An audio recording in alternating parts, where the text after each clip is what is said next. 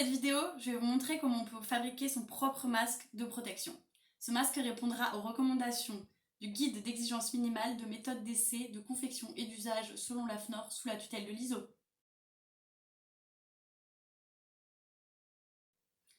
Bref, en gros, la FNOR, c'est l'organisation française qui régit toutes les normes au niveau national. L'ISO, c'est la même chose, mais au niveau international. La FNOR a publié un mode d'emploi donc destiné aux industriels, mais également aux artisans. Donc vous, toi, moi, nous, comme ça on pourra tous fabriquer notre propre masque de protection. Mais ce document, avouons-le, il est assez indigeste et puis tout le monde n'y a pas accès. Donc moi ce que je vous propose c'est un support vidéo pour reprendre les bases et qu'on voit ensemble pas à pas, comme ça vous pourrez mettre pause, vous pourrez mettre retour en arrière, retour en avant si vous avez marre. Bref, vous ferez ce que vous voulez. On rappelle bien évidemment que ce masque ne remplace pas les masques chirurgicaux puisqu'ils ne sont pas certifiés, donc ce ne sont pas des dispositifs médicaux. Ils vont simplement protéger les autres de vos miasmes et de vos saletés, donc vous allez pouvoir les garder dans votre masque grâce à la barrière du tissu. Également, ça vous rappelle de ne pas vous toucher le visage. Et surtout ça rappelle aux autres qu'en fait on peut tous faire un geste à notre niveau et si on portait tous un masque, et ben on serait beaucoup plus vite déconfinés, avouons-le. Donc pour ce masque on va avoir besoin de tissu, coton, flanelle, un coton assez, on va appeler ça le tissage très serré. Donc les mailles, quand vous vous prenez votre tissu, vous le mettez à la lumière, vous voyez qu'il n'y a pas des trous de la taille d'un doigt en fait, le maillage est très serré. Donc on va avoir besoin d'un patron. Donc, dans le guide, on a bon, moi j'ai pris un paquet de céréales, vous prenez ce que vous voulez. Donc c'est un carton, c'est plus pratique pour découper. On va avoir besoin de 3 couches. C'est un masque à 3 couches. On a donc tracé un rectangle de 22 cm de longueur sur 20 cm de hauteur. Ensuite, donc, on le découpe dans 2 tissus qui vont être les 2 tissus extérieurs. Donc le tissu qui va venir en contact avec les autres. Le tissu qui va être face à votre visage et le tissu qui va être à l'intérieur. Moi j'ai choisi un tissu différent à l'intérieur puisqu'on ne le voit pas. Donc le tissu intérieur, moi une petite spécificité, j'ai mis 1 cm de plus au niveau donc, des 20 cm. Ça sera un rectangle donc, de 22 par 21 et non plus 22 par 20 puisque je rajoute ce petit fil de fer donc, dans un plastique. C'est tout simplement une barrette de sacs de congélation, mais les petits litres des tartines ou des pains de mie, ça marche aussi, vous savez, les trucs pour fermer les sachets en fait, pour tout simplement que le masque épouse parfaitement la forme du nez, voilà, comme ça, on va l'introduire dans le tissu pour qu'il s'adapte parfaitement donc à notre visage. C'est pour ça que j'ai rajouté 1 cm donc sur les 20 préalables pour pouvoir le rentrer donc dans l'ourlet sur 0,5 cm. On va avoir également forcément besoin de 2 élastiques. Les 2 élastiques font 18 cm chacun et ils vont venir sur les côtés. Sur le masque que je portais ici en présentation, on le fait tenir derrière. Mais vous voyez, si vous n'avez pas de cheveux longs et donc une couette, vous ne pouvez pas le mettre en fait parce qu'apparemment il glisse, on va faire que des mauvais retours là-dessus. Donc on va le faire aujourd'hui. Et puis il faut des élastiques plus longs, donc si vous avez déjà en pénurie d'élastiques, c'est pas pratique. On va le faire avec des élastiques de 18 cm qui vont venir derrière l'oreille. Voilà. Donc 3 tissus, comme je l'ai dit, coton, flanelle, ce que vous voulez. Et on va passer à la couture. Voilà, on va commencer l'étape donc avec la petite barrette de sac de congélation. Donc ceux qui la mettent pas ou qui n'en ont pas ou qui veulent pas, vous passez directement à l'étape d'après. Donc comme je vous le disais, sur le tissu donc, qui va être la couche intérieure de 21 par 22, sur la partie, sur la longueur des 22 cm, vous allez poser au milieu à peu près votre petite barrette. Vous allez faire un ourlet comme ceci de 5 mm. Et vous allez coudre juste ici. C'est parti.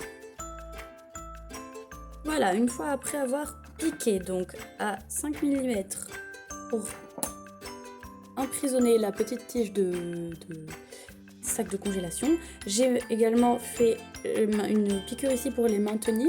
En fait, j'ai piqué à 1 cm du bord ici. Et j'ai surfilé, donc au point zigzag, j'ai pas de surjeteuse, pour maintenir le tout. Et puis on s'en moque, si c'est pas joli, ça sera à l'intérieur. C'est la couche intérieure, je rappelle. Comme ça, à présent, nous avons 3 couches exactement de la même taille. Et on va venir prendre les 2 tissus endroit contre endroit, donc endroit vers les autres, endroit vers le visage. On va les placer donc endroit contre endroit et on va venir placer la couche intérieure comme ceci par-dessus. Avant de piquer, on n'oublie pas les élastiques. C'est à ce moment-là qu'ils se mettent, puisqu'après on va retourner, on va coudre tout autour en laissant bien sûr une petite partie pour retourner. Et on va donc pouvoir mettre les élastiques à l'intérieur parce que sinon on ne pourra plus les rajouter. Enfin si, mais ça sera pas très joli. Donc à 1 cm du bord, moi j'avais mis des petits marquages ici à 1 cm pour m'aider. Mais bon, vous n'êtes pas obligé. Voilà, vous les mettez à 1 cm mais bien sûr vers l'intérieur. Donc à 1,5 pour qu'il ne soit pas trop pris dans la couture. Et vous épinglez. Donc toujours perpendiculaire à la couture.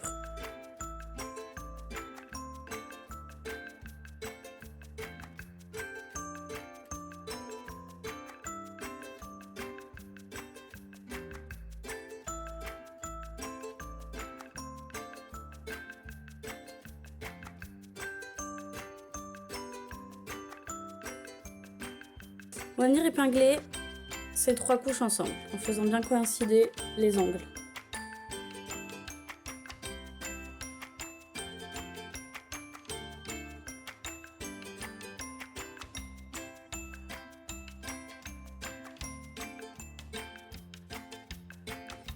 Avant de surfiler donc le tout, et en laissant l'ouverture, comme on a dit, je vais venir surfiler 2 couches ensemble, les 2 du haut, et surfiler celle-ci toute seule.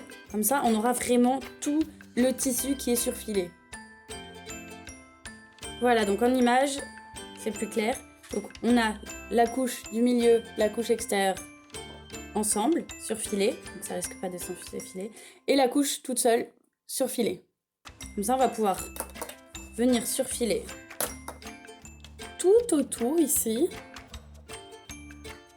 Et tout sera surfilé puisque ces parties-là n'ont pas été lésées. Ça, c'était pour les puristes. C'est cadeau. Une fois qu'on a cousu à 1 cm du bord, comme ici, on va venir d'abord cranter les angles. C'est-à-dire, on va venir couper au plus proche ici des angles pour pouvoir avoir de beaux angles droits.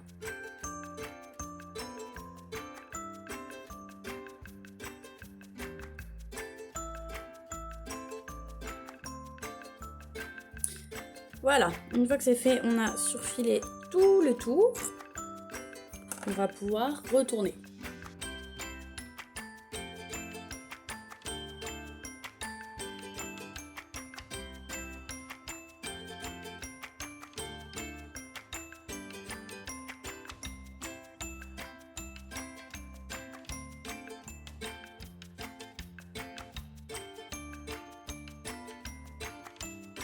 Et c'est terminé. Je plaisante. On va maintenant faire les plis. Donc pour les pliures, après couture, donc on a 1 cm d'ourlet de chaque côté. Donc on se retrouve avec 18 cm de hauteur. C'est bien ce qu'on a.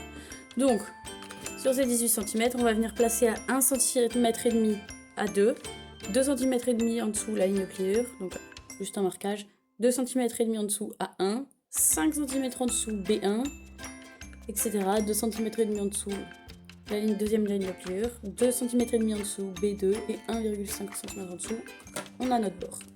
C'est parti.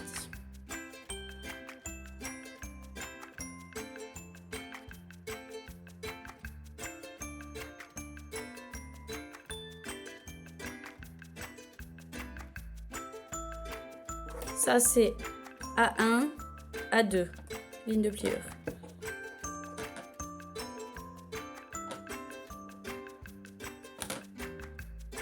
Hop, comme ceci.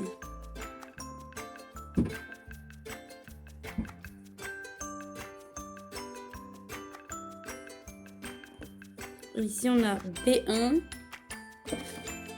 comme ici, B1 sur B2.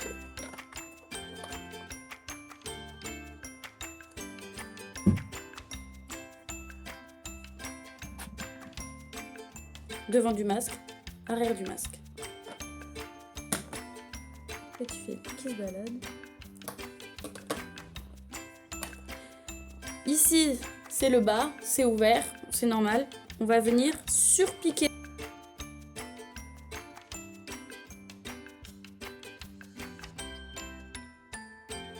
Voilà, c'est terminé. Donc j'ai décidé de surpiquer finalement à 1 ou 2 mm du bord, comme ceci, tout le tour. Et pour que les plis tiennent mieux, j'ai surfilé également à 1 cm juste des deux côtés là. Voilà, le devant, le derrière, c'est terminé, plus qu'à l'essayer.